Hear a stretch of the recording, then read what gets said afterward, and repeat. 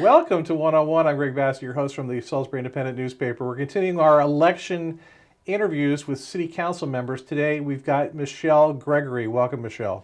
Thanks for having me. So you are District 3? 4. 4? District 4. Tell us what District 4 is. So District 4 comprises of a lot of the heart of Salisbury. It includes the downtown area, Newtown.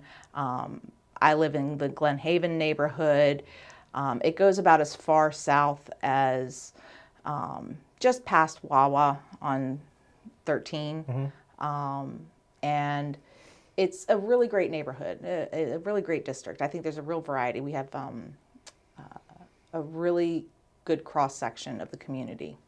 And Newtown, of course, has been the centerpiece of that district forever. Yes, it has. But I think that that's slowly shifting, especially after redistricting.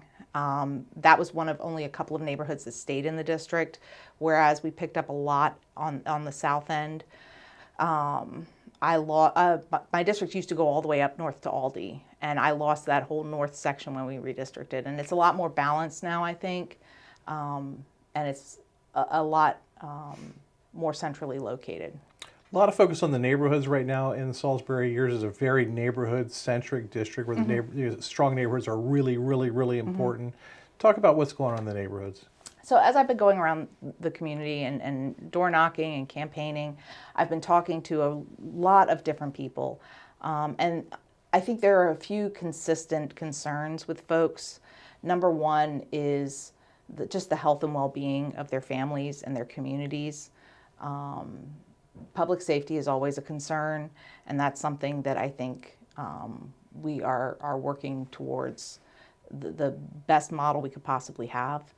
I think that most of the neighborhoods that we have in our district that they are families that are just trying to get by or make ends meet, and that has been a huge thing, is economic impacts. A lot of focus on the council lately. There's been some tension in the council meetings with people speaking up. What's the vibe? I think that there is a vibe of whenever you have a lot of change, you have to keep in mind we've had 2 council presidents in 6 months. We've had a lot of change. First when Jake left and Jack stepped down to take over the mayor's seat.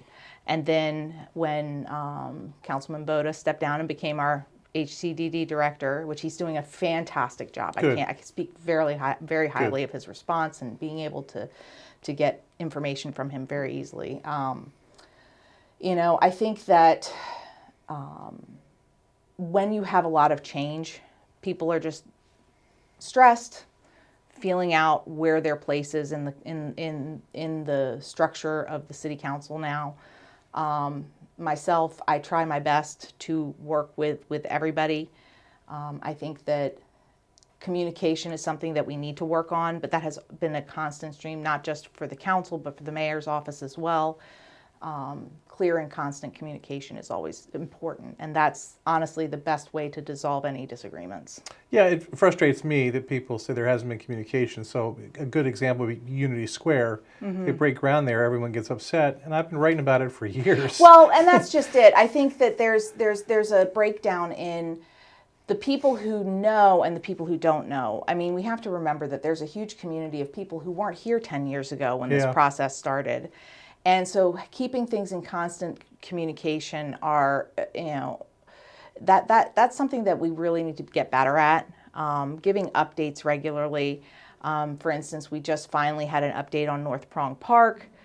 And that's incredibly important, is making sure that the community knows that, yes, things are moving forward. You may not see any movement on it yet, but in the background, there's work being done. Yeah, and even North Prong Park, I'm glad you said that, because that's even one of those projects, like, in my mind, even as the guy who's paid to watch this, I'm like, yeah, that'll happen someday, that'll happen. But then when it finally does, it's like, this is going to be a really cool thing. It is, and it's not even my district. I'm really excited for it. I mean, it's not my district. It's April Jackson's district, and she's been diligent in constantly pushing the city to move forward on it. This has been a project 40 years in the making, and we just talked about acquiring the couple of the final pieces of property to be able to get started on moving forward with it. And it's been a process. It's been a painful process at times, but I'm excited to see it move forward. And I think that this is something that we're going to, in the future, look back on and think,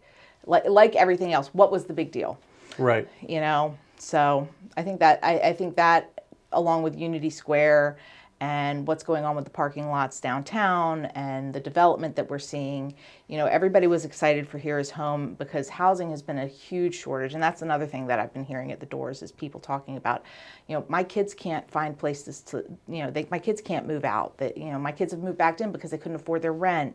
You have places like Moss Hill that are jacking up their rent prices sky high. And it's really crazy to me that we have people that are protesting building more housing, and that's a problem. And supply and demand completely drives that market. Absolutely, 100%. And when you don't have supply being built for 10 years like we did, it's just one of those things that we're going to have to bite the bullet and do things to incentivize these developers. And that's what we did. And I'm really excited for the projects that are happening now, the projects that are to come. I think in the next 10 years, this area will be transformed. And I think maybe that might be part of what's driving people to be upset about it because they don't like to see change. But unfortunately, time marches forward and our families deserve, clean, fair housing. And I am really excited to see stuff get done. These are projects that have been in the works for decades sometimes, and nothing has happened until now. So, I'm proud to be a council member that's helped make that happen. There seems to be this battle between downtown and the neighborhoods. Like, yeah, we have to pick one or the other. I don't know why we can't do both. We can do both. You know what? Like what is it? That commercial where the little girl says, "Why not both?" Right. Like, you know what? Both is good. I like it. My district has downtown, and it has some of these really classic neighborhoods, and it's always felt like they've been pitted against each other, and that's not necessarily the case. We need a thriving downtown to support those neighborhoods, and we need those neighborhoods to make the downtown thrive. And it's a symbiotic relationship, not adversarial, so like it has been portrayed. And I think that going forward, we're going to see a downtown that transforms how people interact in the city and brings people closer together.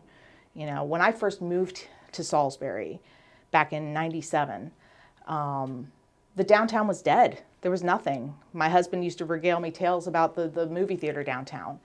And, he was born and raised here. And I would hear stories from my mother-in-law about how that was the place to go shopping before the mall.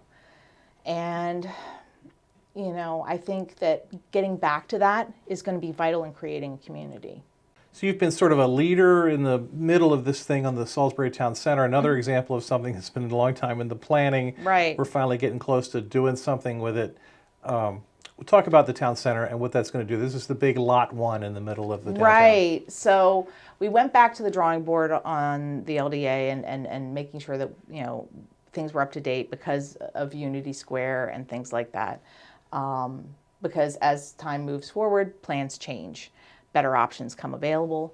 And I really am excited to see this housing and retail space coming downtown, based on the drawings of what they're hoping to do. I think that it's going to be a beautiful addition to downtown. And I also think that it's going to be a huge boon to all of the businesses downtown as well. What about, my theory or my idea is that the land downtown is not for the city to hold on to. It's to be given to to people who can. And that's exactly it. I think that there's a lot of this misconception that we should just be holding on to it and not letting it go. And look, the city isn't in it to make a profit. We're in it to incentivize development and make sure that we are doing the best thing for our citizens, which is providing housing and business opportunities. This development, the parking garage, the town square, like all of the Unity Square, that is something that I think in the long run, again, people are going to look back on in 10, 15 years and be like, remember when they were all complaining about this? And that's not to dismiss the concerns, because there are valid criticisms and concerns.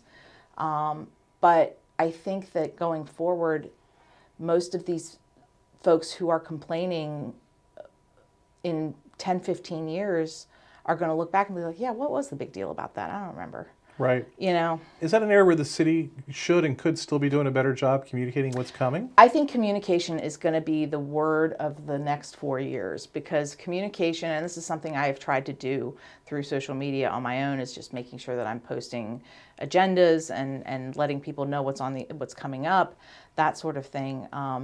Not just communication, with the citizens though, but communication amongst the council, the mayor, and department heads. Like I said, Mayor Boda has been, as I've been out there door knocking, I've found a blighted property or two, and I'll send it to him immediately, say, hey, what's up with this? And I get a response within hours with all the details. So, that's something that I appreciate, is being able to ask questions and improving that over the next 4 years.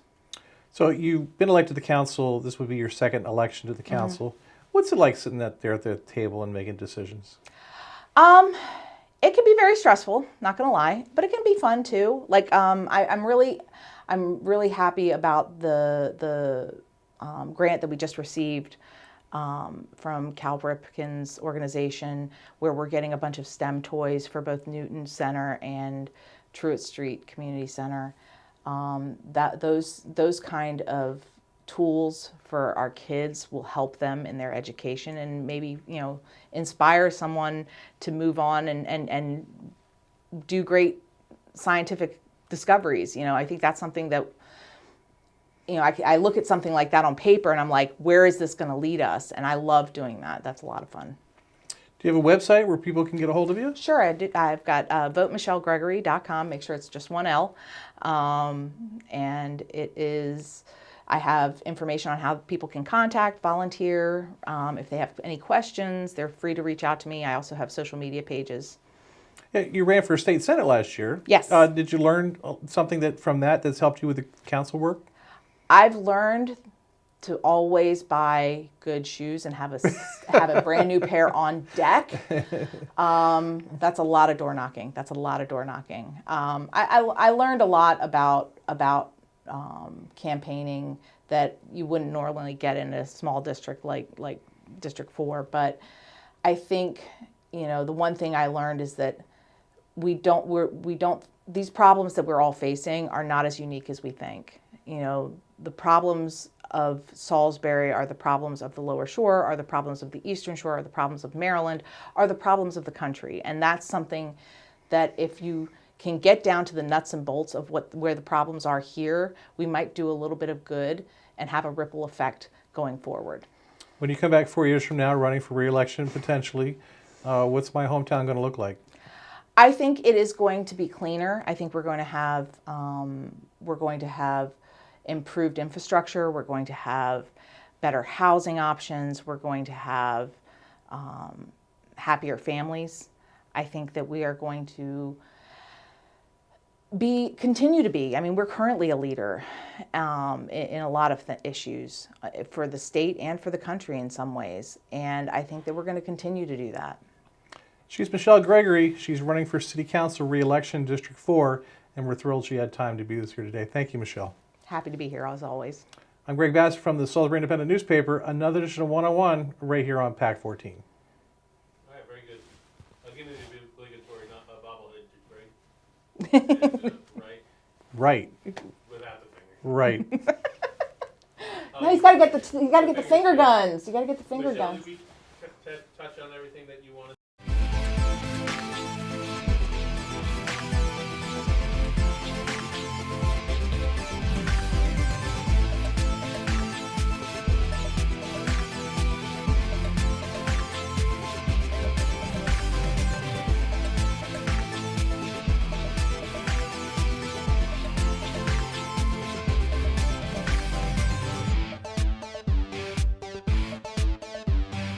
First Shore Federal is proud to support PAC 14 and one-on-one. We'd encourage every business to support PAC 14 and pick a program and support it, and let's make a difference.